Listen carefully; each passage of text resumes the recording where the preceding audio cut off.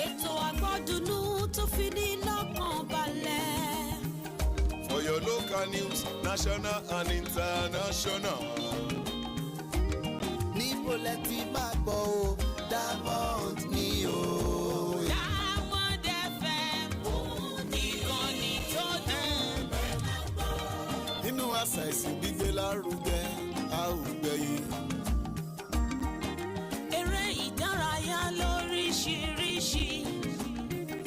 Ẹgbẹ́ polówó wá kí gbogbo ayé lè gbọ́. Looking for a reliable, up-to-date source of credible news at all time? Your shining supreme station is the answer. Stay tuned for the news on the hour by 1 p.m. every day on Diamond 88.7 FM Ilorin. Shining supreme.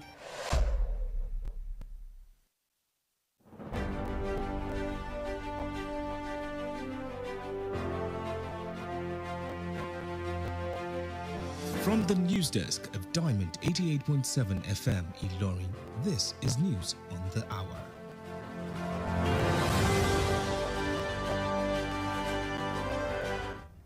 In the headlines, government opens second Niger bridge for vehicular movements. Nigeria's envoy to Spain, Demola Seriki, dies at 63. Kwara fixes January for completion of tanker flyover. On the foreign scene, 22 people die in India after drinking toxic alcohol. In sport, Regragui presses Morocco's magical World Cup run. Good afternoon and thank you for joining us for the news on the hour on Diamond 88.7 FM. I am Tobi Adebisi. You can listen to us via our website www.diamondfm.net or watch us live on Facebook at Diamond 887 FM. We'll bring you details of the news after this break. Do stay with us. Drug abuse affects both brain and behavior. It has multifaceted impacts on one's body, mind, and nervous system. However, you can avoid being addicted by giving zero tolerance to the use of drugs. Associate yourself with the right persons. Do not give in to peer pressure and learn to handle life's pressure rather than resorting to hard substances. Remember, Diamond 88.7 FM cares for your sound spirit and good health. This message is from Diamond 88.7 FM.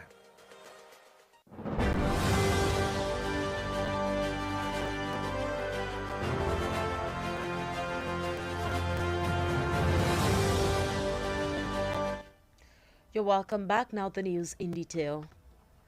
The second Niger bridge has been opened to vehicular movements. The bridge was opened at exactly 9:50 a.m. this morning. December 15, 2022, despite assurances by the federal government that the bridge will be opened at 12 a.m. According to a government official who spoke to reporters, the delay was as a result of some little adjustments on the roads linking the bridge. The opening comes as a relief owing to the difficulties motorists have experienced taking other routes that link to the state and other states. Nigeria's ambassador to Spain, Demola Seriki, is dead. The Lagos politician was said to have died in Madrid, Spain, and he was aged 63. His death was announced in a notice signed by his children this morning. The notice said that the Nigeria's ambassador in Spain died in Madrid, Spain, in the early hours of today. He served until his death as the Nigerian ambassador to Spain, a position he assumed in January 2021 with concurrent accreditation as a permanent representative of Nigeria to the United Nations World Tourism Organization. Demola Seriki also previously served as Nigeria's Minister of State for Defense. Moving down to Kwara State, the Kwara State government says the ongoing 2.4 billion naira tanker flyover will be completed by January 2023 to ensure the free flow of traffic and stimulate economic activities. The State Commissioner for Works and Transport, Rotimi Iliasu, disclosed this yesterday while inspecting the ongoing project at the tanker area of Ilorin. Iliasu noted that the contractor has not been starved of the fund. The Kwara Commissioner for Works, who puts the level of work done on the project at 73% completion, added that the governor took the intervention to ease the traffic ordeal in the area and also to beautify the capital of the city. Still in Kwara State, the Executive Director Community Outreach for Development and Welfare Advocacy, Kodwa, has described the attacks on INEC offices as part of numerous security challenges affecting the country, urging the government to improve the security situation in the country. The director of Kodwa, Comrade Otitolaye Taiwo, stated this in an exclusive interview with our correspondent, Mahmoud Lawal. The federal government has failed in its responsibility to provide adequate security. Not only INEC offices, there are kidnaps, there are killings, there are rape, there are terrorists in our bushes. Farmers can no longer go to farm. So the INEC offices cannot be an isolation. So it's one of the security challenges and governance challenges. So the federal government is held responsible, and they should make adequate security provision before, during, and after election. Comrade Otitolaye said Nigerians are the only factor that can make the 2023 election a success.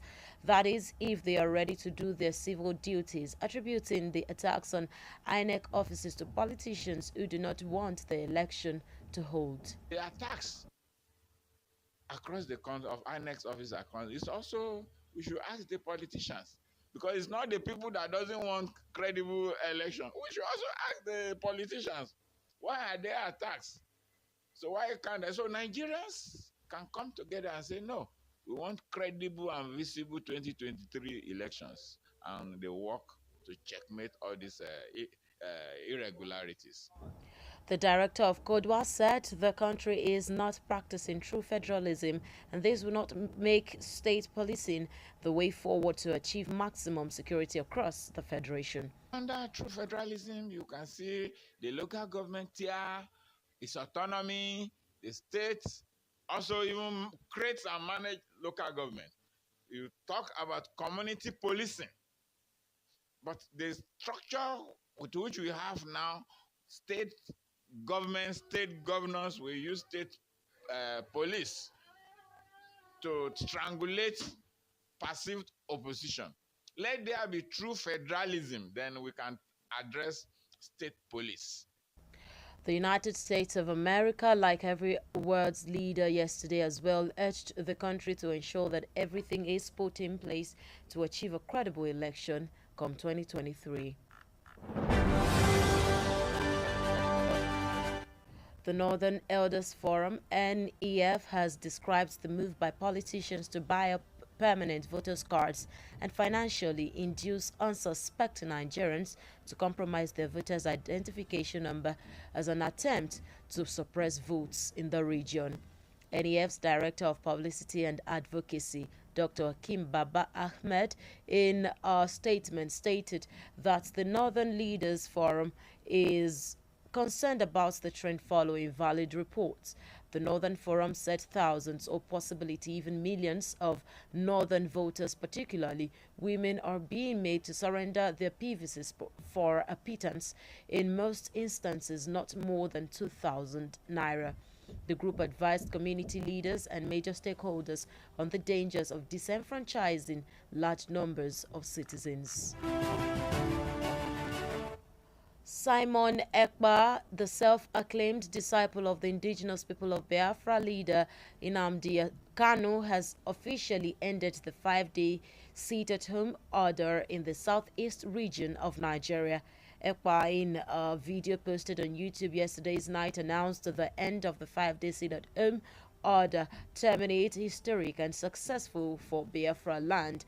In a new development, he announced that the 2023 elections will not hold in the southeast region, saying it is a sacrifice that the people of Biafra have to make. Ekpa also wrote that ending Nigeria is a task that must be done by 2023. The news on the hour is reaching you from Diamond 88.7 FM Ilorin. We go on a break now. After that, we'll bring you foreign and sports news. Do stay with us. ẹ darapọ̀ mọ́ wa ní ìtàkùn káyélujára wa ìtàkùn ìbádọ́rẹ̀ẹ́ Facebook ìtàkùn abẹ́yẹfò Twitter àti Instagram lórí.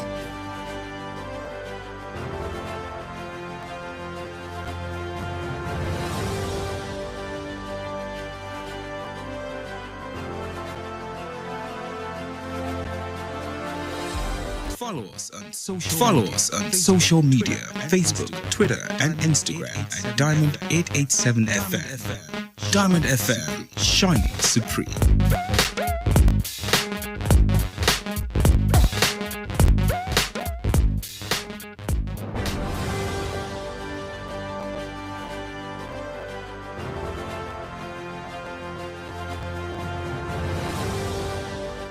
Welcome back from the break. You're still listening to the news across on the hour on Diamond 88.7 FM Ilorin.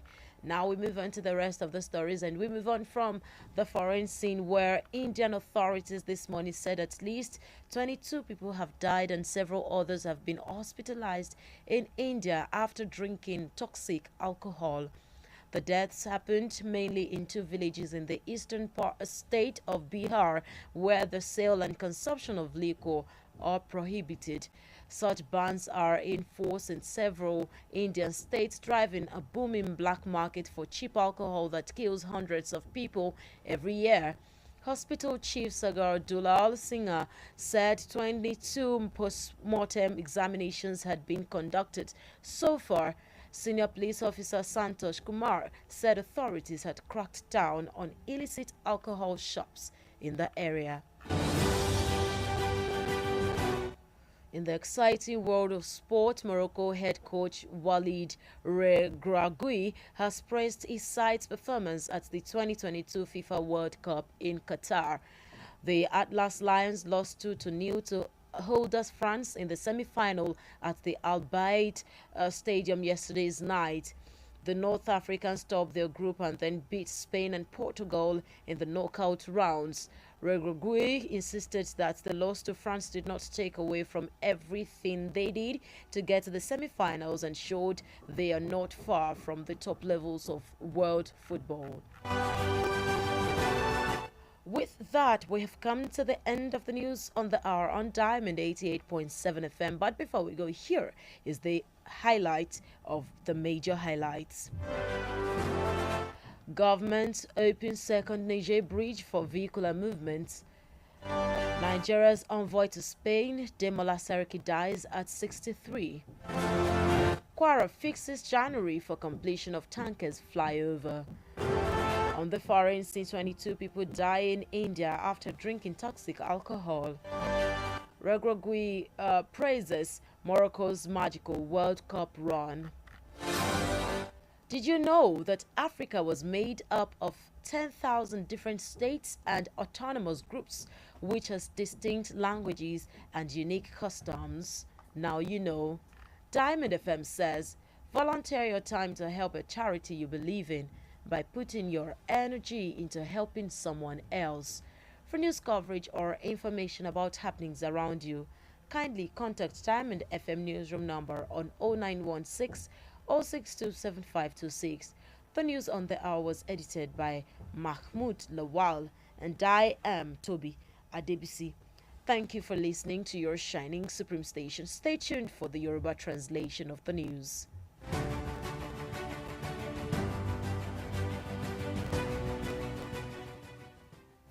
With us from any part of the world, log on to our website www.diamondfm.net or download our app Diamond FM on Google Play Store or Apple Store. Lórí ìkànnì rédíò kan náà pẹ̀lú àgbékalẹ̀ tó tún rú gọ́gọ́ Diamond FM Ìlọrin. Orúkọ mi ni Yèyélúà Tóyìn Adégbọlá. Mo sì ti lé ní 50 ọdún láyé láàyè àtàyè ìdẹ̀ra. Ìgbòkègbodò mi pọ̀ gan nínú iṣẹ́ tí mo yàn láàyò gẹ́gẹ́ bí òṣèré orí ìtàgé. Kì í sì rẹ̀ mí, bẹ́ẹ̀ ni kì í sú mi. àwọ̀ mi sì ń jí pépépé síbi ìtọ́mọ tuntun lójoojúmọ́. ẹ fẹ́ mọ̀dí abájọ. Monomin Plus atẹ́jẹ̀ṣe oògùn tó ń fi epo ẹja cod liver oil ṣẹjọ́ ẹ̀ food supplement ni. èròjà ẹ peléke, ó ń tara ṣe, ó ń mára dán, ó ń jẹ́ kọ́mọdé dàgbà dáadáa, ó sì ń jẹ́ kí àgbàlagbà máa ta kébékébé. Monomin Plus. Monomin Plus fún èròjà tó ń tún inú ara ṣe lẹ́yìn ìwádìí ìmọ̀ ìjìnlẹ̀. a tún fi èròjà cod liver oil lépo ẹja sí i ló fi wá di oògùn méjì tá a papọ̀ sínú ẹyọ kan ṣoṣo. la fi ń pè é ní Monomin Plus. iléeṣẹ́ tuyi pharmaceutical industries limited àwọn tó lórúkọ tó ṣe gbẹ́kẹ̀lé níbi kápò oògùn òyìnbó ló ṣe é. Monomin Plus. Monomin Plus. tí pọ́ǹpì concept onílé ìfọkànbalẹ̀ akọ́rẹ́dẹ́ àwọ̀lú Ìlọrin gbogbo Kwara gbàwọ́ tọwọ́ tẹsẹ̀ ẹ ṣe àdúpẹ́ àjọṣewà ò ní ìbàjẹ́ o ẹ ṣe ralẹ̀ lọ́dọ̀ wa tí pọ́ǹpì lówó tí ò gajara lọ àgbà bẹ́ẹ̀ alùbáríkà làwa ń fẹ́ o. bẹ́ẹ̀ni ìròyìn ayọ̀ láti iléeṣẹ́ tí pọ́ǹpì concept onílé ìfọkànbalẹ̀ àǹfààní gbogbo àwọn tó ń béèrè tó ń sọ pé káwọn tó gbọ́ nípa ìdínwó ilẹ̀ táǹtà ó pẹ́ díẹ̀ a ti gbà láti jẹ́ kẹ́dínwó yóò tẹ̀síwájú títí wọ December 31 òpin ọdún yìí ilẹ̀ tí pọ́ǹpì tó wà lóko olówó site 1 and 2 àtẹlẹ́ tó wà lókè òyì 399,000 naira péré ni èyí tó wà ní elémèrè tá a pè ní land banking tá a lè ra pamọ́ fúnra wa àti fọ́mọ torí ọjọ́ iwájú 199,000 naira péré ni fa àfọwọ́kùn ẹ lè sàdájú owó àbíkẹ́ sẹ́tẹ́lẹ̀ kan náà ẹ̀yin ni ẹ má ṣàfihàn tara ṣàṣà máa bọ̀ lọ́fíìsì tí pọ́ǹpì tó wà suit 8 legislative quarters along Gidi road Ìlọrin telephone 08052888552. tí pọ́ǹpì concept developer that cares. Diamond FM Ìlọrin àwa là ń gbé ìròyìn àwọn ìṣẹ̀lẹ̀ orin àtàwọn amúlùdùn yògbà tí ò láfijọ́ ṣe ti aráyé. láti inú yàrá ìròyìn Diamond 88.7 FM Ìlọrin ìròyìn ẹ̀kúnrẹ́rẹ́. àkì ẹ̀ka sàn ẹ̀sìn kò wọ lẹ́nu iṣẹ́ àwọn kókó inú ìròyìn náà rèé. ìjọba ṣí ojú ọ̀nà afárá Niger kejì fún gbígbòkè òun gbígbòdò ọkọ̀. Demola Seriki tó jẹ́ aṣojú ilẹ̀ Nàìjíríà lórílẹ̀‐èdè Spain ti jáde láyé lẹ́ni ọdún 63. ìjọba ìpínlẹ̀ Kwara mú oṣù kínní gẹ́gẹ́ bí àsìkò tí iṣẹ́ àkànṣe afárá alájà àti táǹkẹ̀ yóò parí. ìròyìn ilé òkèèrè ènìyàn 22 pàdánù ẹ̀mí lórílẹ̀‐èdè India lẹ́yìn tí wọ́n mu ọtí líle. ìròyìn eré ìdárayá Regragui gbóríyìn fún àwọn àrà tí ikọ̀ agbábọ́ọ̀lù ilẹ̀ Morocco dá níbi ìdíje ife ẹ̀yẹ àgbáyé. ẹ ṣeun fún bí ẹ ti darapọ̀ mọ́ wa lórí ìròyìn ẹ̀kúnrẹ́rẹ́ láti lè ṣe Diamond 88.7 FM Ìlọrin Tope Animasahun lóníròyìn yín. ẹ lè tẹ́tí sí wa lórí ìtàkùn àgbáyé wa ní www.diamondfm.net tàbí kí ẹ wò wá tààràtà lórí Facebook ní @diamond887 FM. ẹ̀kúnrẹ́rẹ́ ìròyìn náà ń bọ̀ láìpẹ́. torí owó ẹ má torí ipò. ìyá bọ̀bọ̀ ẹ wá ẹ wò ẹ gbà. kínú àti pé kí ní fi ẹgbẹ̀rún kan náírà àti kí ọ̀dà rẹ̀ sì tẹ́ gbé wá ìṣe. kẹ́ẹ̀kan mánéèjì ẹ̀ ni àmọ́ tó bá ti dọjọ́ ìdìbò olùdíje ẹgbẹ́ òṣèlú tiwa ni kẹ́ ẹ tẹ̀ka fún pìràpìrà. ṣé ẹ wá rí i tí ẹgbẹ́ òṣèlú tiwa bá fi lè wọlé késekése lè yí kàsàkàsà ń bọ̀. ṣé lóòótọ́. pàgà má dán wò àgbọ̀nrín èsì ló ń jẹ lọ́bẹ̀ mọ́ torí ẹgbẹ̀rún kan náírà tó ń ti ike ọ̀dà ìrẹsì kan ta ọjọ́ iwájú rẹ̀ àti tàwọn ọmọ rẹ̀ o. bákan náà ẹ ṣọ́ra fún àwọn tó fẹ́ fi òrílẹ̀ kọ́bọ̀ lójú fẹnu ta múṣọ ẹ̀hànà fún yín lákòókò ìbò. dípò bẹ́ẹ̀ dìbò fún èyíkéyìí olùdíje tí yóò ṣojú rẹ̀ bó ti tó àti bó ti yẹ nítorí ọjọ́ ọ̀la àwọn ọmọ rẹ̀. ìbò rẹ̀ ní agbára rẹ̀ má tà á má sì jẹ́ kẹ́nikẹ́ni ó purọ́ gbà lọ́wọ́ rẹ̀ bó o bá ti tà á ó ta ọjọ́ ọ̀la rẹ̀ nìyẹn o. ọ̀rọ̀ ìmọ̀ràn yín wá láti iléeṣẹ́ Diamond 88.7 FM. ìròyìn ẹ̀kúnrẹ́rẹ́ láti iléeṣẹ́ Diamond FM.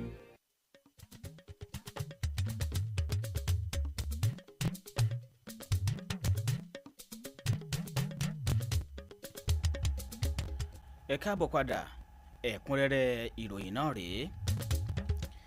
wọ́n ti ṣí ojú ọ̀nà afárá Niger kejì fún lílọ bíbọ̀ ọkọ̀. ọ̀nà afárá ọ̀hún ni wọ́n ṣí ní dédé aago 10 òwúrọ̀ kù ìṣẹ́jú 10 lónìí ti ṣe ọjọ́ 15 oṣù kejìlá ọdún 2022 bó tilẹ̀ jẹ́ pé aago 12 òru ní ìjọba àpapọ̀ ti ń fi dánilójú pé àfárá náà yóò jẹ́ ṣíṣí.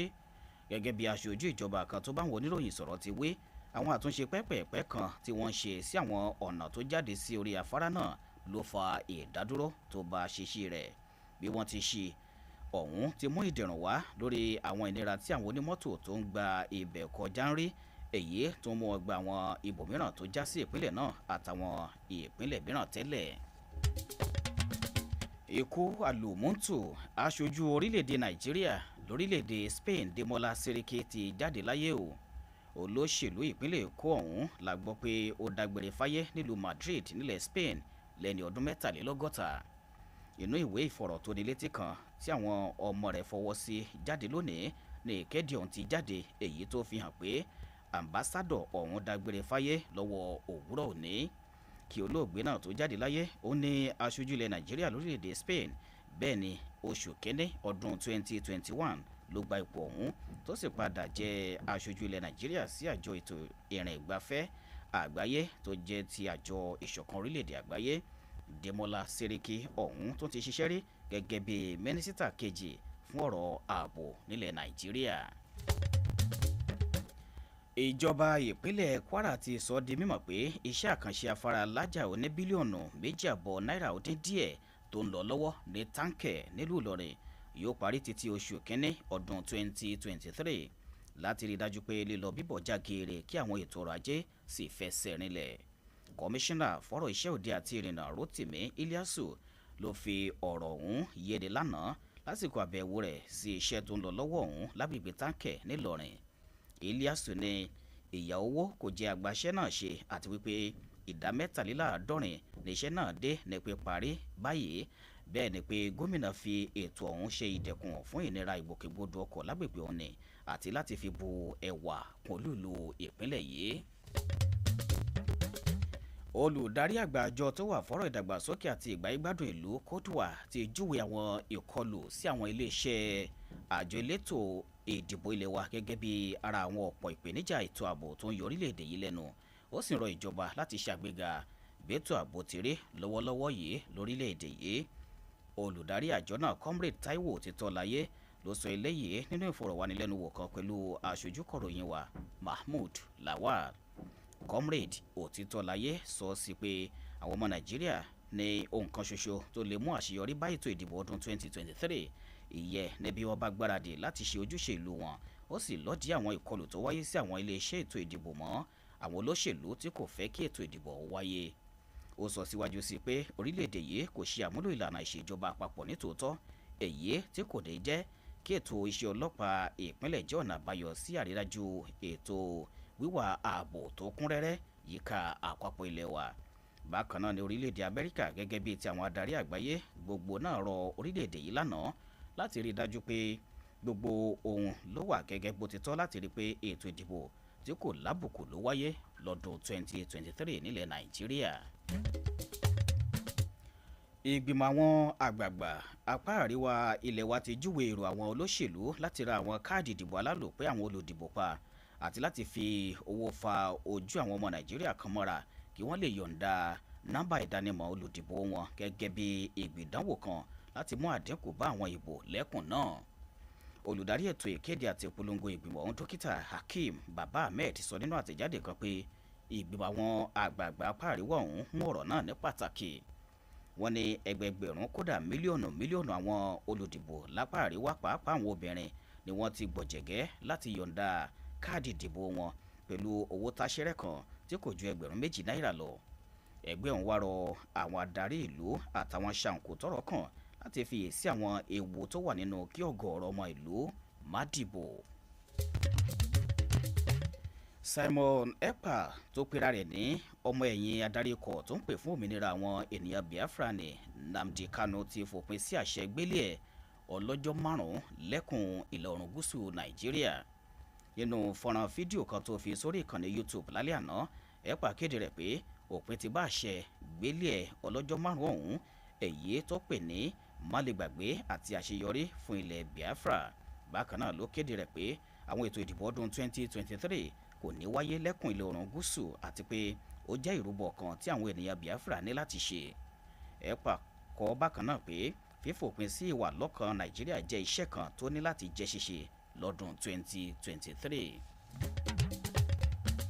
Ìròyìn ẹ̀kúnrẹ́rẹ́ ni ẹ̀ ń tẹ́tí sí láti lè ṣe Diamond 88.7 FM Ìlọrin. Àwọn ìròyìn náà yóò tẹ̀síwájú lẹ́yìn ìdánudúró ráńpẹ́ yìí fún ìròyìn ilẹ̀ òkèèrè àti ti eré ìdárayá. Ẹ darapọ̀ mọ́ wa ní ìtàkùn káyélujára wa ìtàkùn ìbádọ́rẹ̀ẹ́ Facebook ìtàkùn abẹ́yẹfò Twitter àti Instagram lórí Diamond 887 FM Diamond FM Shining Supreme.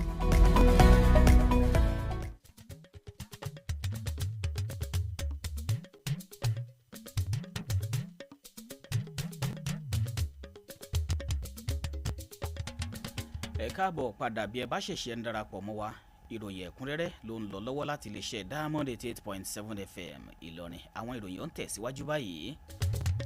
Ìròyìn ilẹ̀ òkèèrè, àwọn aláṣẹ orílẹ̀-èdè India ti sọ lówùúrọ̀ òní pé ó kéré tán o ènìyàn 22 ló ti pàdánù ẹ̀mí wọn tí àwọn mìíràn sì ti dèrò ilé ìwòsàn nílẹ̀ India lẹ́yìn tí wọ́n mu ọtí líle tí ń dani lórúurú.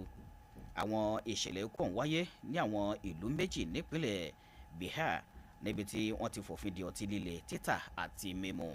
Irú àwọn ìfòfindeni ọ̀hún múlẹ̀ ní oríṣiríṣi ìpínlẹ̀ lórílẹ̀‐èdè náà, èyí tó mú kí ìbúrẹ́kẹ́ bá àwọn tí wọ́n tà á lówó pọ́ọ́kú nídàkọ́ńkọ́ tó sì ń ṣekú pa ọ̀gọ̀rọ̀ ènìyàn ní gbogbo ọdún. Ọ̀gá àgbà ilé ìwòsàn kan Saga Dula Sinha fi yé ni pé àyẹ̀wò òkú 22 ló ti jẹ́ ṣíṣe báyìí.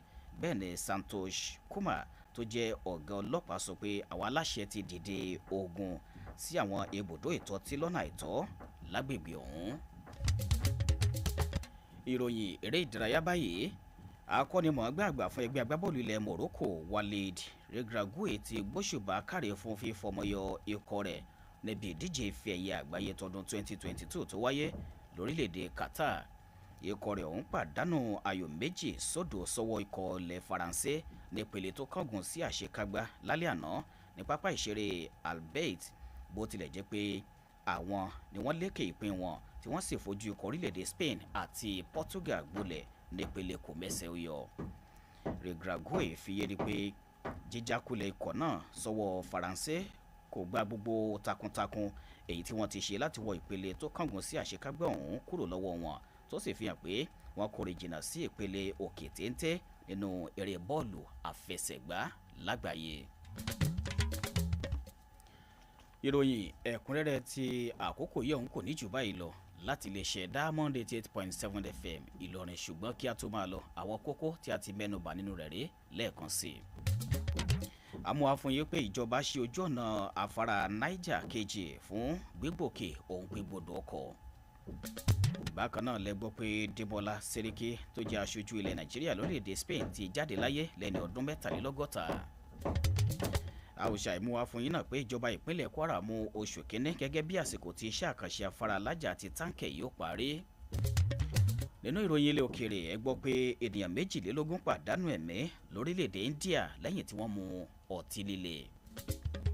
Inú ìròyìn eré ìdárayá láti mú wá fún yín pé Regragui gbóríyìn fún àwọn àrà tí ikọ̀ agbábọ́ọ̀lù rẹ̀ ti ilẹ̀ Morocco dá níbi ìdíje ife ẹ̀yẹ àgbáyé. Kí a tó máa lọ, jẹ́ mọ̀ pé ẹgbẹ̀rún 10 ni àwọn ìpínlẹ̀ ọ̀tọ̀ọ̀tọ̀ tó wà nínú ilẹ̀ adúláwọ̀ àti àwọn ẹ̀yà tó dá dúró tí wọ́n ní àwọn èdè àti àṣà àdámọ́ ọ̀tọ̀. Ọ̀rọ̀ iyebíye Diamond FM tòní rèé, jọ̀wọ́ àsìkò rẹ fún iṣẹ́ oore kan ṣíṣe tí o nígbàgbọ́ nínú rẹ̀ nípa lílo okun àti agbára rẹ fún ríran ẹlòmíràn lọ́wọ́. Fún ìròyìn àwọn ìṣẹ̀lẹ̀ tó ń ṣẹlẹ̀ ní àyíká àti agbègbè yín tí ẹ fẹ́ fi tó iléeṣẹ́ wa Diamond FM létí, ẹ kàn sí yàrá ìròyìn iléeṣẹ́ wa lórí nọ́mbà ìbánisọ̀rọ̀ yìí 0916 062 7526. Mahmood Lawal ni olóòtú ìròyìn náà. Tope Animasahun ló tú sí èdè abínibí wa tó sì kà sí etí ìgbọ́yín. Ẹ ṣeun níbi ẹ ti ń tẹ́tí sí wa ní ìkànnì yín tó ta wọn yọ. Ìròyìn ẹ̀kúnrẹ́rẹ́ láti ilé iṣẹ́ Diamond FM. ọjà àtòkòwò tó ń rà mú ńlẹ̀ tí ó ta ìpolówó ọjà ló nílò bẹ́ẹ̀ sì ni ohun tẹ́ ń wá lọ Sókótó rèé lókun ṣòkòtò yín ẹ wá polówó ọjà lọ́dọ̀ wa ní Diamond FM lójúlé kejì òpópónà yídì tuntun ìrẹwọlédè Ìlọrin ìpínlẹ̀ Kwara gbàgàdàgbàgàdà nílẹ̀kùn ẹ̀ka ìpolówó ọjà wá sí sílẹ̀ ní Diamond FM Ìlọrin tàbí kẹ́ ẹ pè sórí nọ́mbà wọ̀nyí